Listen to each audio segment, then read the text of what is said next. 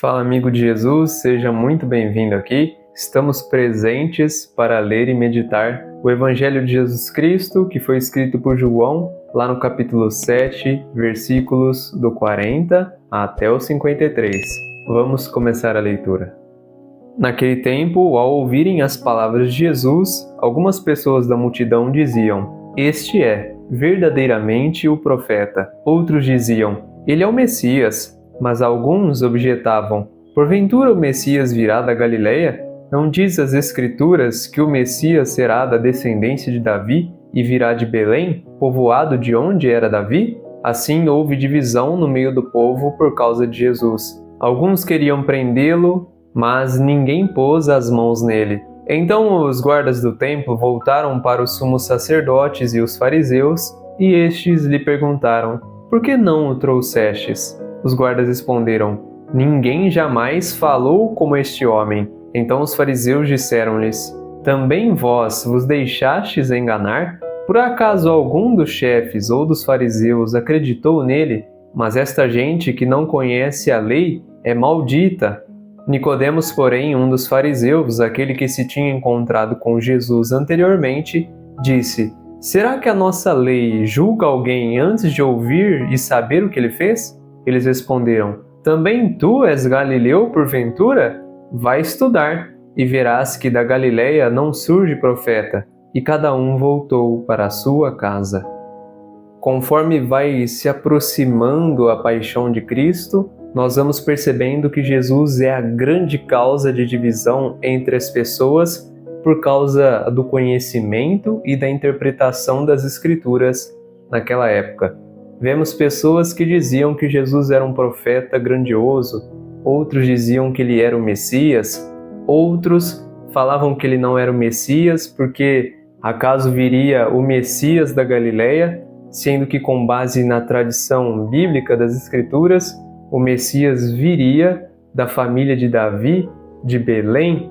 E então as pessoas aqui estão confusas, mas hoje nós podemos lembrar que Jesus nasceu em Belém, terra de onde José, seu pai adotivo, tinha como origem. No entanto, no nascimento de Cristo, José vai com Maria até Belém por causa do senso comum daquela época. E justamente por isso, a não interpretação correta e também um pouco de incredulidade da parte das pessoas não aceitavam que Jesus era o Messias. Nós vemos que a fé, de fato, ela atua na nossa vida e vai além do racional. É algo que parte da intuição, de dentro do espírito humano, essa percepção. Nós vemos aqui um fariseu que permitiu ter o seu espírito tocado por causa de Jesus, ele consegue estar perceptível que Jesus Cristo é alguém diferente, que ele pode ser o Messias. Ele retruca os outros fariseus. Nicodemos fala: "Por acaso a nossa lei condena alguém antes mesmo da gente ouvir essa pessoa falar?" Nicodemos está defendendo Jesus. Era preciso ouvir o que ele tinha a dizer. E então, até os fariseus e sumos sacerdotes mandam Nicodemos estudar. Ele que era um fariseu doutorado nas Escrituras.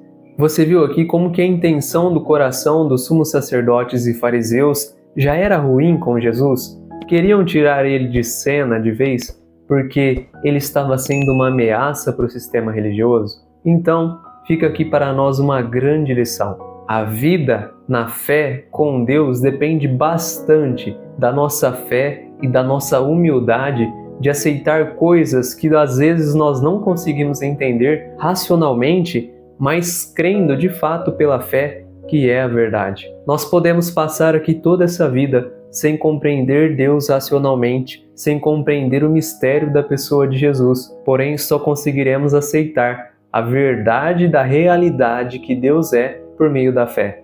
Por mais que possamos ler toda a Escritura, ainda assim a nossa mente racional buscará coisas para dizer que Deus não é Deus. Assim é, a nossa fé é questionada a todo tempo, mas precisamos basear, confiar que existe um Criador, existe um Deus que se colocou na cruz, que hoje você vale o preço dele lá crucificado. Precisamos crer nessa verdade, que aquele que criou todas as coisas se reduziu a um ser humano para poder ir para uma cruz, sofrer no seu lugar, para ter você para sempre ao lado dele. E muitas dessas coisas nós poderemos tentar estudar, não compreenderemos racionalmente, mas se aceitarmos pela fé que a nossa inteligência ela é limitada e que não conseguimos ter compreensão do todo na qual a realidade nós estamos inseridos, nós poderemos desfrutar de coisas grandiosas.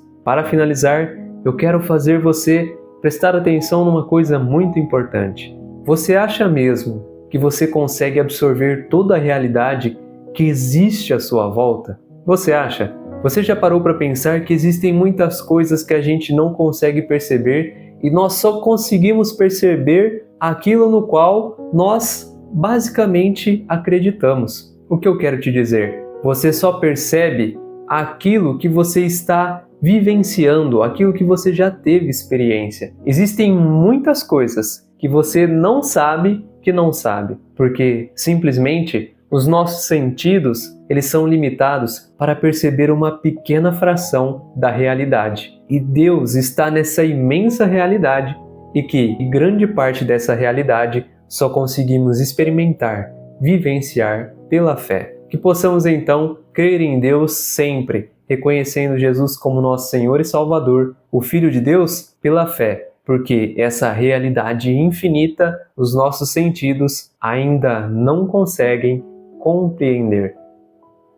É bom saber que você chegou aqui até o final desse vídeo. Pode ser que nessa meditação tenha complicado para você, mas quero que você entenda que conforme vai chegando a paixão de Cristo, os nossos olhos precisam estar nesse sacrifício, contemplando já a ressurreição que virá, que é a prova e a garantia de que um dia nós também iremos ressuscitar junto a Cristo, porque Ele é a primícia daqueles que ressuscitaram. Jesus está lá, Ele é a garantia da nossa salvação, se crermos, colocarmos a nossa fé nele e conhecermos a Ele.